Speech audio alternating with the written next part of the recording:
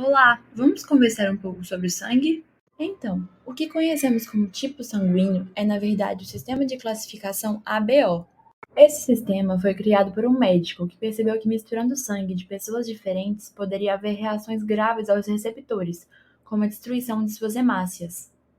Pesquisando a fundo, ele percebeu que isso estava ocorrendo devido a uma proteína chamada aglutinina, que reagia com outra proteína presente nas hemácias, chamada aglutinogênio.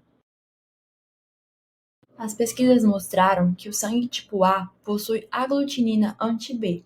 Assim, o sangue tipo A não se pode juntar ao sangue do tipo B. O mesmo acontece com o sangue tipo B, já que seu plasma possui aglutinina anti-A, não podendo se misturar com as hemácias presentes no sangue do tipo A. Já o sangue AB não possui aglutininas em seu plasma, podendo se misturar com hemácias do tipo A e B, sendo considerado assim o receptor universal. O sangue do tipo O, por sua vez, possui aglutinina anti-A e anti-B, só podendo receber de outras pessoas do tipo O. Por outro lado, ele é considerado doador universal. Outro sistema de classificação é o fator RH, e você já deve ter ouvido falar em sangue A positivo ou B positivo. No sistema RH, as pessoas RH positivo só podem doar para elas mesmas, enquanto RH negativo se doa para o negativo e positivo. Dessa forma, podemos ter todos os tipos sanguíneos A, B, AB e O com RH negativo e positivo. Nessa tabela, você pode perceber, de acordo com o seu tipo sanguíneo, de quais outros sangues você pode receber e para quais você pode doar. E aí, pessoal, que tal conversarmos um pouco mais sobre transfusão sanguínea? Antes de começarmos, é importante destacar que todo hemocomponente com finalidade de transfusão se origina necessariamente a partir de uma doação de sangue. E por ser um elemento bastante escasso, os hemocomponentes devem ser utilizados de forma racional e adequada.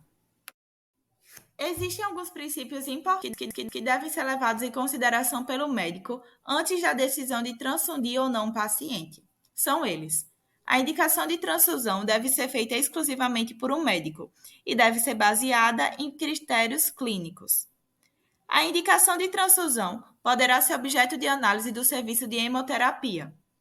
Toda transfusão traz em si riscos, sejam imediatos ou tardios, mas os benefícios da transfusão devem sempre superar os riscos analisados.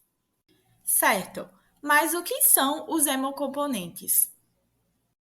Vamos começar falando sobre o concentrado de hemácias. Esse hemocomponente nada mais é do que um volume de hemácias remanescentes de uma unidade de sangue total, que foi submetida à centrifugação. O seu volume varia de 220 a 280 ml e devem ser armazenados a uma temperatura de 2 a 4 graus Celsius. Já em relação à sua indicação, esse hemocomponente é importante para aumentar a capacidade de transporte de oxigênio e também diminuir a hemoglobina S circulante, como medida para reduzir a viscosidade do sangue e prevenir episódios oclusivos da doença falciforme. Agora vamos falar sobre o concentrado de plaquetas. Ele pode ser obtido por centrifugação de uma unidade total de sangue ou pela famosa técnica de aférese. Esse hemocomponente deve ser estocado a uma temperatura de 22 graus Celsius sobre agitação constante por até 5 dias e é muito importante na coagulação sanguínea. E quais são as principais indicações para o uso do concentrado de plaquetas? Transfusão terapêutica, transfusão profilática e previamente alguns procedimentos e cirurgias. Mas lembre-se, nem tudo são flores. Também devemos tomar alguns cuidados com as contraindicações, como trombocitopenia induzida por heparina, púrpura pós-transfusional e púrpura trombocitopênica trombótica. Também com a síndrome hemolítica urêmica. Com relação ao plasma fresco congelado, ele também é obtido pela técnica de centrifugação e deve ser totalmente congelado em até 8 horas. Sua validade é de 12 meses, se for armazenado abaixo de 20 graus Celsius negativos. Já o crioprecipitado é outro hemocomponente obtido a partir do aquecimento do plasma fresco congelado, a temperatura entre 1 e 6 graus Celsius.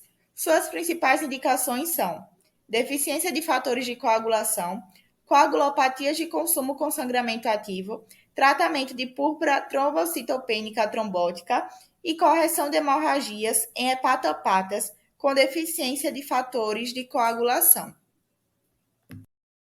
As contraindicações a respeito do uso do crioprecipitado são: usar como expansor volêmico, tratamento de hemorragia aguda sem coagulopatia, correção de testes anormais de coagulação sem sangramento ativo, grandes queimados e tratamento de desnutrição.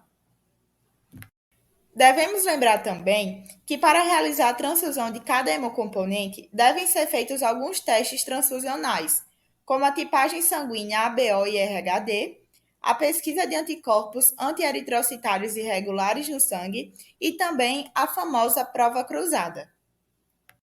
Com isso, concluímos que apenas uma bolsa de sangue pode salvar até 4 vidas, devido à separação de todos os seus hemocomponentes. Para finalizar, vamos falar um pouco sobre reações transfusionais?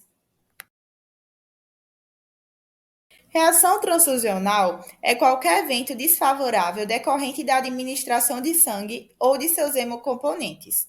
De acordo com o momento do aparecimento, pode ser classificada em imediata, quando ocorre durante ou em até 24 horas após o início da transfusão, ou tardia, quando ocorre após 24 horas do início da transfusão.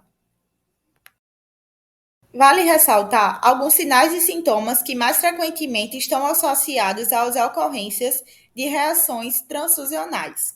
São elas: febre, ou aumento de pelo menos 1 grau Celsius em relação ao valor pré-transfusional, tremores e calafrios associados ou não à febre, alterações cutâneas, alterações agudas na pressão arterial, alterações respiratórias, náuseas, com ou sem vômito, dores no local da infusão, dor torácica, abdominal ou lombar e manifestações hemorrágicas.